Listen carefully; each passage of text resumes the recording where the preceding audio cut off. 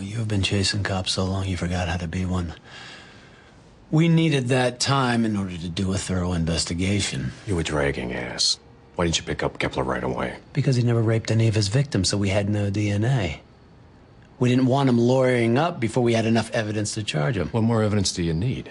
This kid, Justin McTeague, he gave you Kepler on a silver platter. All we had was Justin's word against the doctor, and we already had history with Justin. He came in here last year telling us that a teacher was abusing him. My math teacher, he touched me. Where'd he touch you, Justin?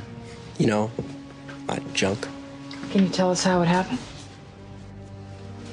He made me come to remedial after school. We're alone. He's sitting next to me, watching me work. Tells me how good I'm doing, patting me on the shoulder. All of a sudden, his hand's in between my legs. What'd you do? Pulled away. Called him a pervert. He said if I told anyone, he'd fail me for the year. Justin gave us his teacher's name, Kevin Sammers, and we immediately brought Sammers in for questioning. Talk to my colleagues. My principal, any student I ever taught. Oh, we talked to him. And you know what, Kevin? None of them stood up for you. Actually, a couple even said you were kind of pervy. You're lying.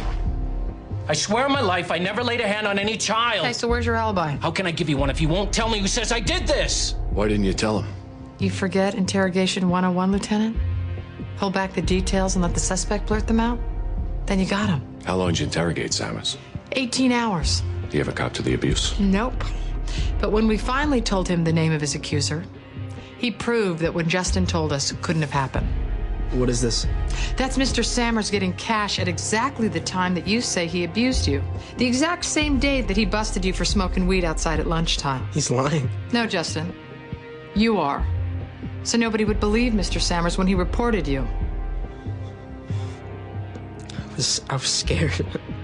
I would have been